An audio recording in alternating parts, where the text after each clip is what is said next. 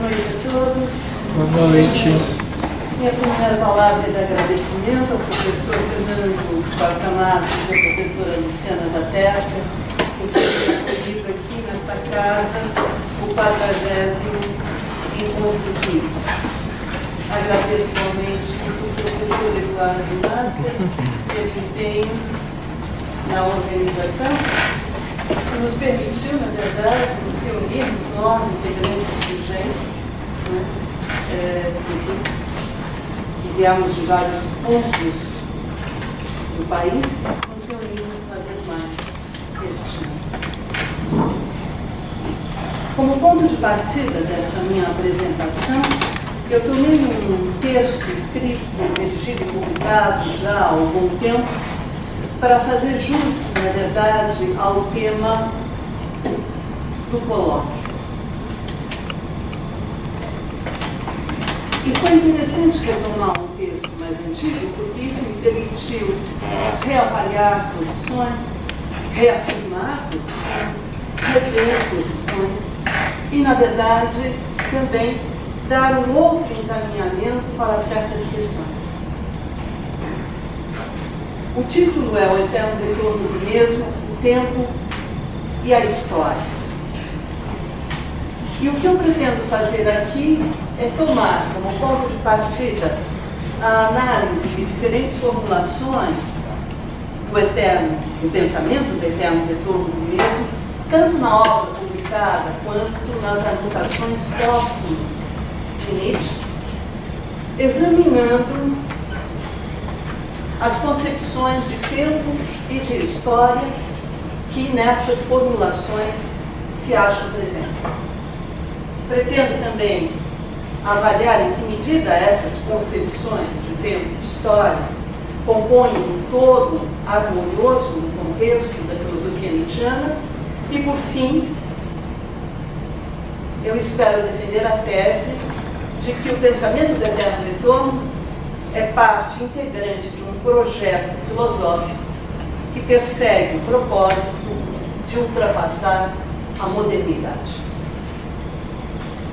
A ideia de eterno retorno, mesmo Nietzsche já faz referência nos escritos de 1873 sobre a filosofia na época trágica dos gregos e também na segunda consideração extemporânea. Mas, na verdade, nesses dois textos, Nietzsche não vai desenvolver a ideia, nem sequer enfatizar. É o que me permite passar de imediato à Gaia Ciência, ao parágrafo 341 da Gaia Ciência, onde Nietzsche vai retomar o pensamento do eterno retorno do mesmo. E aí, na Gaia Ciência, é de outra maneira que ele lida com esse pensamento. Porque, enfim, ele enuncia o que ele mesmo pensa a respeito. E toca, então, em dois pontos que vão se tornar recorrentes em seus textos. A repetição dos acontecimentos. Lá no 341 da Gaia Ciência nós lemos que cada dor, cada prazer, e cada pensamento e suspiro, e tudo que há de indizivelmente pequeno, de grande em tua vida, há de te retornar. Portanto, dois pontos. O primeiro é este, a repetição dos acontecimentos, e o segundo é o movimento circular em que a mesma série de eventos ocorre. Lá nós lemos que tudo na mesma ordem e sequência.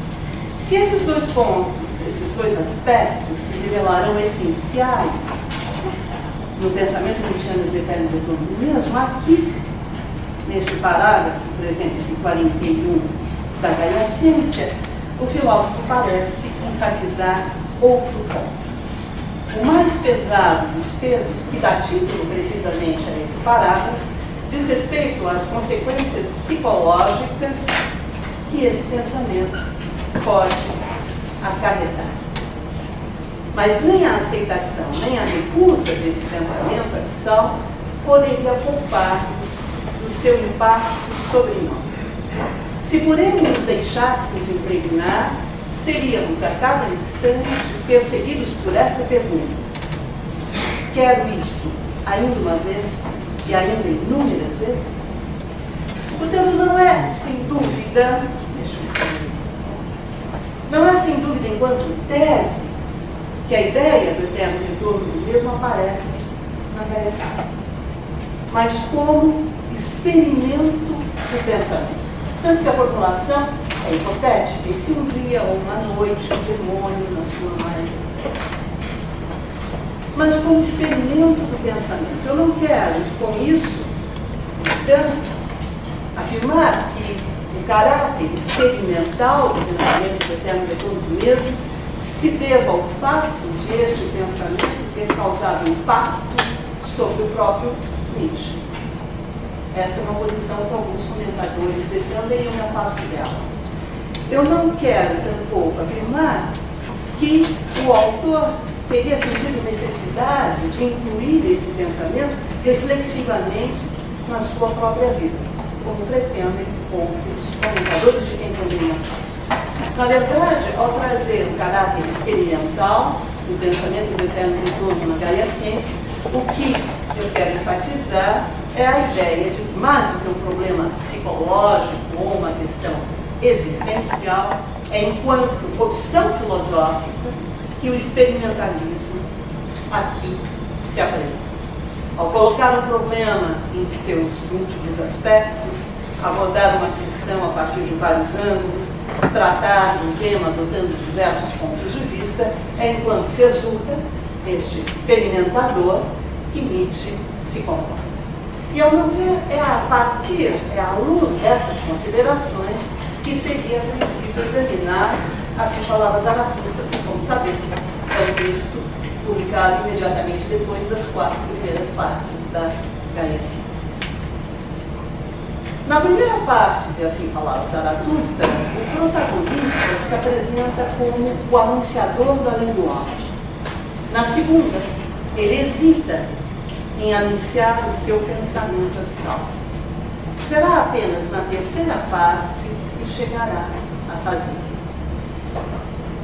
Na seção da visão e enigma, depois de desenhar o perfil do interlocutor que deseja encontrar, Zaratustra relata o combate que travou com seu inimigo mortal, o espírito de peso. Exercendo uma ação paralisante, o seu adversário o puxava para baixo. Com um gesto opressor, tentava convencê-lo da impossibilidade de seguir seu caminho. Será a coragem que auxiliará Zaratustra a livrar-se do abatimento que o tomava. Será a coragem que ele evocará para realizar o que lhe cabe. Cito: a coragem é o melhor matador. A coragem mata também a compaixão. Mata até a morte, pois diz: era isso a vida? Pois bem, outra vez. Com estas palavras, Zaratustra afirma a importância da coragem para combater a compaixão que não permite que se acolha o sofrimento, para superar o niilismo que impede que se aceite a vida tal como ela é, para vencer a morte que se concebe como a eternidade prometida pela religião cristã. Depois de esclarecer a atitude a ser adotada, e aqui faço um breve parênteses, em particular, em Assim Falava Zaratustra, é recorrente este procedimento de Nietzsche. Ele começa sempre por explicitar a perspectiva de onde ele fala, qual é a perspectiva que ele adota e a questão de que ele vai tratar, para depois, então, dar prosseguimento às suas reflexões. Então, depois de esclarecer a atitude a ser adotada, a coragem, etc., Zaratustra apresenta pela primeira vez no livro o pensamento do eterno retorno do mesmo. E retoma aqui imagens que já se achavam lá no parágrafo 341 da Gaia Ciência. Assim é que ele volta a insistir nos dois aspectos do pensamento do eterno retorno que já havia apresentado no Gaia Ciência, ou seja, a repetição dos acontecimentos e o movimento circular que a mesma série de eventos ocorre. Mas nós somos obrigados a sublinhar que, assim falava Zaratustra, em seu combate decisivo contra o espírito de peso, o protagonista acusa o espírito de peso de não estar em condições de carregar o pensamento do eterno retorno, mesmo de carregar o pensamento do eterno retorno. Ainda que o seu adversário, o espírito de peso, viesse a sustentar a ideia de que tudo retorna sem cessar, ele não conseguiria suportá-la. Ele jamais chegaria a experimentar. Eis porque Zaratustra encara o espírito de peso como seu maior inimigo. Por causa da condição dele, espírito de peso, Zaratustra corre o risco de ver o seu pensamento tornar-se dogma incontestável, a sua concepção converter-se em verdade definitiva, a sua vivência transformar-se em imperativa categórica. Portanto, o ponto que Zaratustra enfatiza é o impacto que o seu pensamento abissal poderia provocar. E nessa etapa do seu percurso, estamos aqui, portanto, no início da terceira parte do livro, nessa etapa do seu percurso, Zaratustra está bem ciente das dificuldades que deve superar para chegar a aceitar o pensamento do eterno. Bem, nós sabemos, em uma sessão intitulada Convalescente, que Nietzsche retoma o pensamento do eterno retorno, lançando mão da mesma estratégia a que ele havia recorrido na sessão que nós acabamos de evocar aqui, da visão Yehudi. Nietzsche começa por indicar a perspectiva que conta adotar e assinala em seguida o que tem a anunciar. Tentando despertar o seu pensamento abissal, Zaratustra empenha-se, no momento de sua evocação, empenha-se em encontrar as palavras para dizer o que nele não pode mais permanecer mudo. É nesse contexto que ele se apresenta, eu cito: Zaratustra, sem Deus te chama. Eu, Zaratustra, o porta-voz da vida, o porta-voz do sofrimento, o porta-voz do círculo, te chamo a ti, ó meu pensamento mais abissal. Vamos examinar, então, a maneira pela qual Zaratustra aqui se apresenta. Tanto se conta da morte de Deus, Zaratustra, sem Deus, suprime o solo mesmo a partir do qual se estabeleciam os valores. Perfaz assim a travessia do niilismo, que constitui uma etapa indispensável para levar a bom termo o projeto de transvalorização de todos os valores. Falando em favor da vida, do sofrimento e do círculo, Zaratustra, o porta-voz da vida, o porta-voz do sofrimento, o porta-voz do círculo, aponta a íntima relação entre a vida enquanto vontade de potência, o sofrimento enquanto parte integrante da existência e o círculo enquanto infinita repetição de todas as coisas. Ao interpelar o pensamento do eterno retorno do mesmo, Zaratustra bem sabe que é aquele que tem conhecimento da morte de Deus, que acolhe sem restrição o sofrimento, que afirma que tudo retorna sem cessar. Noções interdependentes, a vida, o sofrimento e o círculo indicam uma única e mesma direção. Ou seja, nos atributos a que Zaratustra recorre para apresentar-se, encontram-se os temas centrais da filosofia nietzschiana da maturidade: a superação do niilismo, o projeto de transvaloração de todos os valores, o conceito de vontade de potência, o pensamento do eterno retorno do mesmo. Depois de elucidar a perspectiva que conta adotar, Zaratustra anuncia o seu pensamento abissal nessa sessão convalescente. De fato, não é ele, são os seus animais que o fazem. São a águia e a serpente que lhe dizem: sim. E se agora quisesses morrer, Zaratustra, não sabemos bem o que dirias a ti mesmo. Retornarei com este sol, com esta terra, com esta águia, com esta serpente. Não para uma vida nova, uma vida melhor ou semelhante. Retornarei eternamente para esta mesma e idêntica vida nas coisas maiores e também nas menores, para ensinar outra vez o eterno retorno de todas as coisas. Não é por certo a infinita repetição de sua própria existência que Zaratustra receia. Não é tampouco o eterno retorno de uma vida de penas e atribulações que teme. No fim das contas, Zaratustra tem ciência de que a dor não constitui uma objeção à vida, que o sofrimento é parte integrante da existência. Que o homem pequeno retorna, isso é o que o atemoriza. E diante dessa ideia, nauseado, sente nojo. As análises precedentes permitem notar aqui dois resultados. Enquanto na Gaia Ciência, Nietzsche propõe a seu leitor o pensamento do eterno retorno de mesmo como um desafio existencial, em Assim Falava Zaratustra, Nietzsche apresenta esse pensamento como uma prova que o protagonista do livro tem de enfrentar. Mas se nas duas obras estão presentes os aspectos essenciais do pensamento do eterno retorno do mesmo, ou seja, a repetição dos acontecimentos e o movimento circular em que a mesma série de eventos ocorre, o ponto que Nietzsche ressalta nessas duas obras diz respeito às consequências psicológicas, ou seja, ao impacto que o seu pensamento abissal pode acarretar. Mais um passo. Examinemos então, de perto, a formulação do eterno retorno, mesmo tal como aparece nas anotações póstumas de Nietzsche.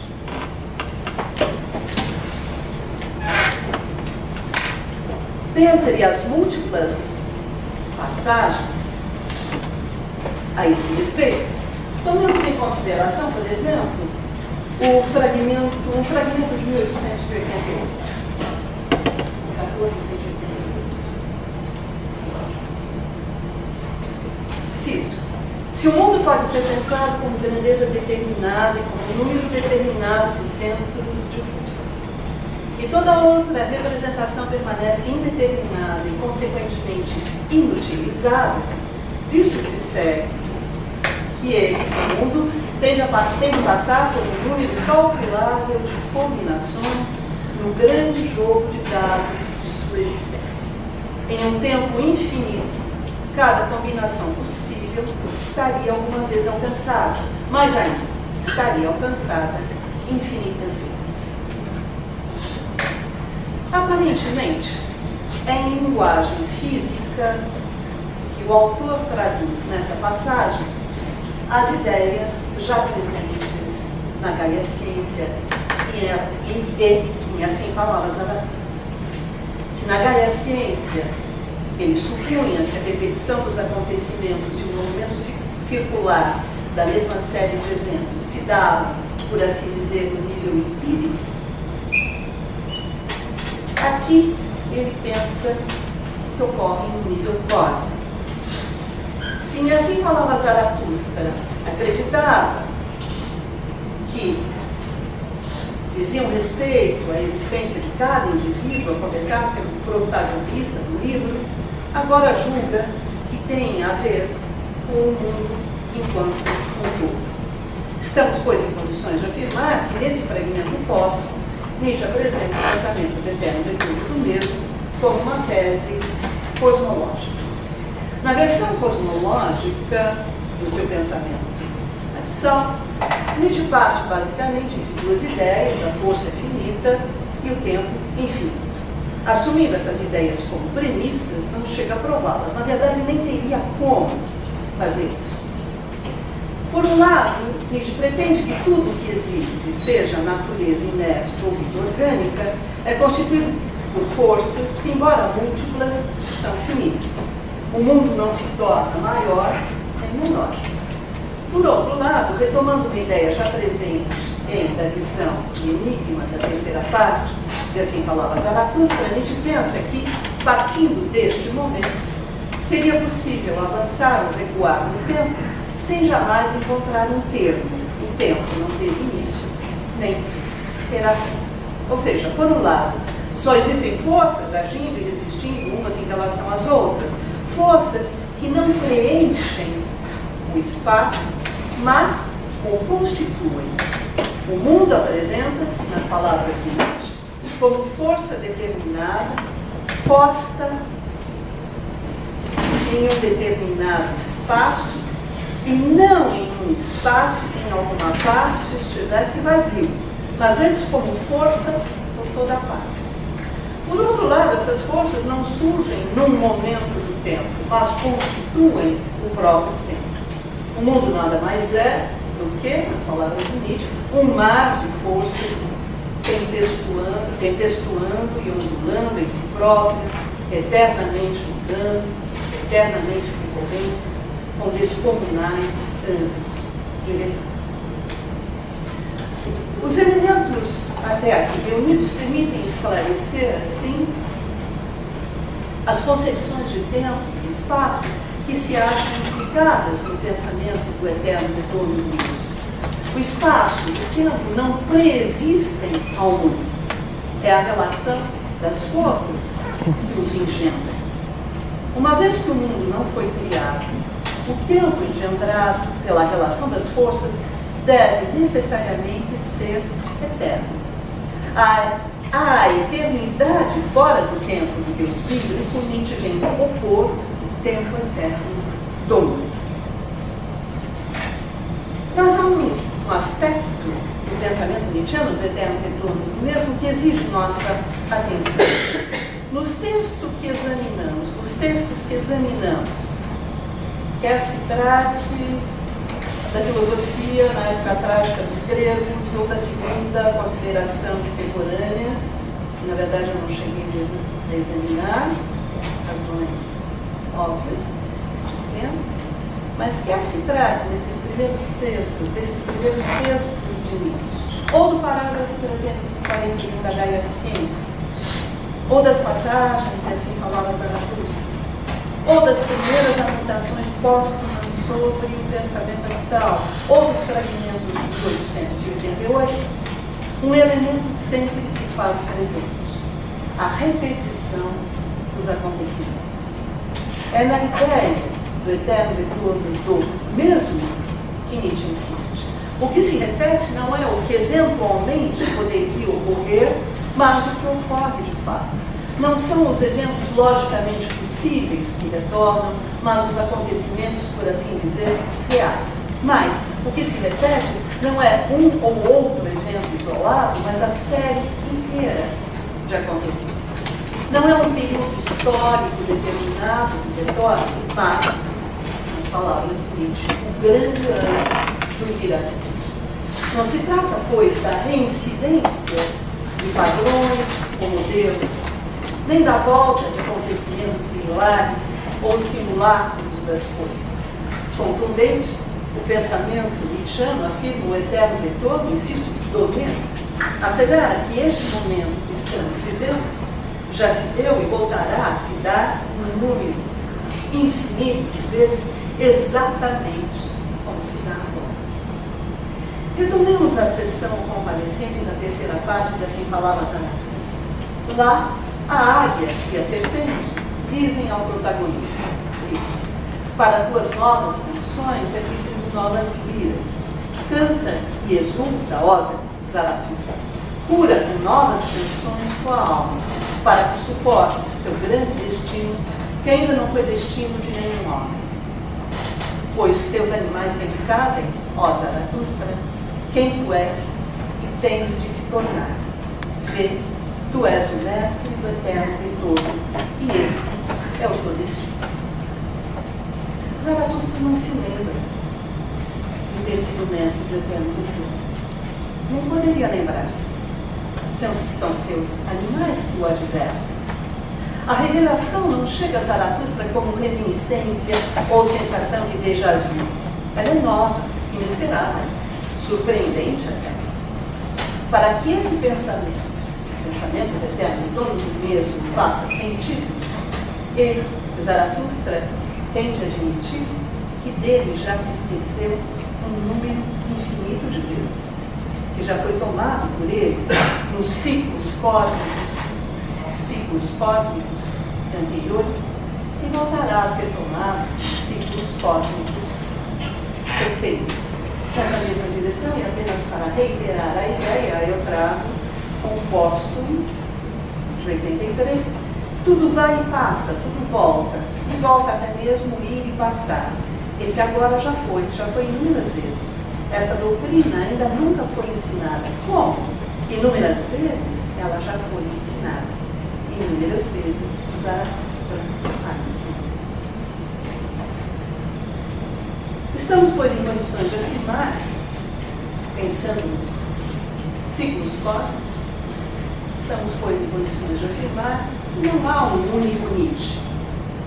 No limite, nós poderíamos dizer que há um número infinito de Nietzsches, todos eles exatamente idênticos, mas cada um existindo num ciclo cósmico específico. Na passagem de uma série de acontecimentos a outra, ninguém conte com uma evolução ou progresso, ninguém suponha alteração ou mudança, ninguém espere sequer continuidade. Nada se mantém, muito menos a memória. Por sua proveniência gregária, a memória nada mais é do que, como dirá Nietzsche na genealogia, um ativo querer não mais livrar-se, um continuar querendo o que já quis. Ela não corresponde a uma impossibilidade passiva de esquecer o passado, desfazer-se das lembranças, libertar-se de recordações. Ligada às origens da responsabilidade, é a memória que assegura a cadeia que une o querer ao ar. É ela que garante que o indivíduo se torne capaz de progredir. Efêmera, a memória surge num determinado ciclo cósmico, dura certo tempo e desaparece. Portanto, não é nos limites estreitos da história humana que o eterno retorno do mesmo tem lugar, mas na infinitude do tempo. Se a memória procura preservar as experiências de uma vida, a história, a memória milenar e coletiva, deveria ser depositária das experiências da humanidade. Considerada uma ciência, a história suporia a inteligibilidade dos acontecimentos. Encarada como um domínio específico do saber, tentaria criar um mundo conhecido e estável. Mas comparada aos ciclos cósmicos, o que a história representa? Não hesitamos, pois, em afirmar que o pensamento nietzschiano do eterno retorno do mesmo reveste um caráter supra-histórico, mas não no sentido da segunda consideração extemporânea, como foi explorada.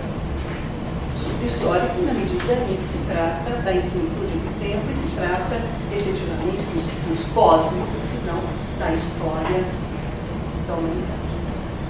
Se na Gaia Ciência Nietzsche introduz o pensamento do eterno retorno do mesmo como um desafio existencial proposto ao leitor, e em assim falava Zaratustra, ele o apresenta como uma prova a ser enfrentada pelo protagonista do livro.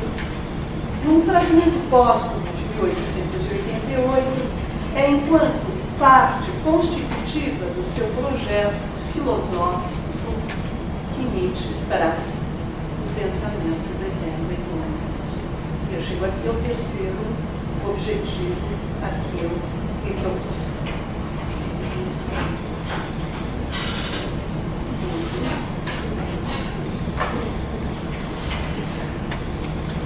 Cito então um póstumo da Primavera-Verão de 1888, bastante conhecido, aliás. Ele escreve: uma filosofia experimental, tal como eu a vivo, antecipa experimentalmente até mesmo as possibilidades do nihilismo radical, sem querer dizer com isso que ela se detenha em uma negação, um não, em uma vontade de não. Ela quer, desde isso, atravessar até a um caos, até a um dionisíaco dizer sim ao mundo, tal como é, sem desconto, exceção e seleção. Quer o eterno curso circular, as mesmas coisas, a mesma lógica e lógica do encadeamento. Assim, ao caracterizar a própria reflexão como experimental, Nietzsche dispõe-se a explorar o que acredita estar por vir. O niilismo que constava em sua época consistiria na total ausência de sentido provocada pelo esboroamento dos valores transcendentes. O niilismo radical, que antecipa, deveria, antes de mais nada, fazer a crítica do fundamento mesmo desses valores. Se a ruína do cristianismo trouxe como consequência a sensação de que nada tem sentido, tudo é em vão, trata-se agora de mostrar que a visão cristã não é a única interpretação do mundo. Ela é apenas mais uma. Perniciosa, inventou a vida depois da morte para justificar a existência. Nefasta, fabricou o reino de Deus para legitimar avaliações inúteis. Na tentativa de negar este mundo, em que nos achamos, procurou estabelecer a existência de outro, essencial, imutável, eterno. Durante séculos, fez dele a sede e a origem dos homens. É urgente, pois, suprimir o além e voltar-se para a terra. É premente entender que eterna é esta vida, tal como a vivemos aqui e agora. Ao revelar a intenção de pôr, entre aspas, no lugar da metafísica e da religião, a doutrina do eterno Vitor, Nietzsche deixa claro que a travessia do niilismo deve levar a uma superação. Ela tem de desembocar num gesto afirmativo, num dionisíaco dizer sim ao mundo, tal como é. A análise de duas outras passagens poderia contribuir para dar uma ideia mais precisa do projeto filosófico nietzscheano. No fragmento póstumo, de 86 a 87, Nietzsche considera o pensamento do eterno do mesmo, aspas, a mais extrema forma do niilismo. E, em Esse Homem, encara esse pensamento como, aspas, a mais alta forma de aquiescência que se pode atingir. Contraditórios à primeira vista, os dois aspectos acham-se intimamente ligados. A primeira passagem ressalta, por exemplo, o pensamento do eterno retorno do mesmo como a mais extrema forma do niilismo. Esta primeira passagem ressalta que é inevitável que a existência tal como é, sem sentido ou finalidade, se repita. A segunda passagem, esta, que vê o pensamento do eterno retorno do mesmo como a mais alta forma de aquiescência, de afirmação que se pode atingir, esta segunda passagem sublinha que é imprescindível que o homem, não possuindo outra vida além desta, afirme esta vida. Não temos escapatória, estamos condenados a viver inúmeras vezes e todas elas sem razão ou objetivo. Tudo que nos resta é aprender a amar o nosso destino. Recusando-se a atribuir ao homem um lugar privilegiado, Nietzsche, pelo mesmo movimento, concebe o homem como parte integrante de tudo o que existe. É à luz dessas considerações que seria preciso retomar ainda uma vez, pela última vez aqui, a sessão convalescente da terceira parte que assim falava Zaratustra. Interpelando o protagonista, a águia e a serpente põem em sua boca estas palavras: agora morro e desapareço de vez, e num instante não serei mais nada. As almas são tão mortais quanto os corpos, mas o nó das causas em que sou tragado, o nó das causas retornará, e de novo me criará. Eu próprio faço parte das causas do eterno Deus. Assim, negando a oposição entre ego e fato, entre eu e destino, Nietzsche sustenta que o ser humano partilha o destino de todas as coisas. Contra a filosofia moderna que estabelece o dualismo entre o homem e o mundo, Nietzsche defende a ideia de que o homem faz parte do mundo e a ele pertence. Seria preciso ocupar uma posição exterior ao mundo para julgar. Do mesmo modo, seria preciso colocar-se fora da vida para avaliar. Mas isso implica, antes de mais nada, dizer que o homem faz parte do mundo e a ele pertence, isso implica, antes de mais nada, defender a ideia de que tudo o que se passa no mundo e tudo o que se passa no homem são da mesma ordem de grandeza. Aceitar sem reservas o fato é aceitar que ele se afirme através de nós. Não hesitamos, pois, em afirmar que o pensamento do eterno retorno do mesmo é parte constitutiva de um projeto filosófico que pretende acabar com a primazia da subjetividade. E por isso pretende ultrapassar a modernidade. Destronado, o homem deixa de ser um sujeito frente à realidade para tornar-se parte do mundo. E nela se manifesta a totalidade. Pela atenção de todos vocês, muitíssimo obrigado.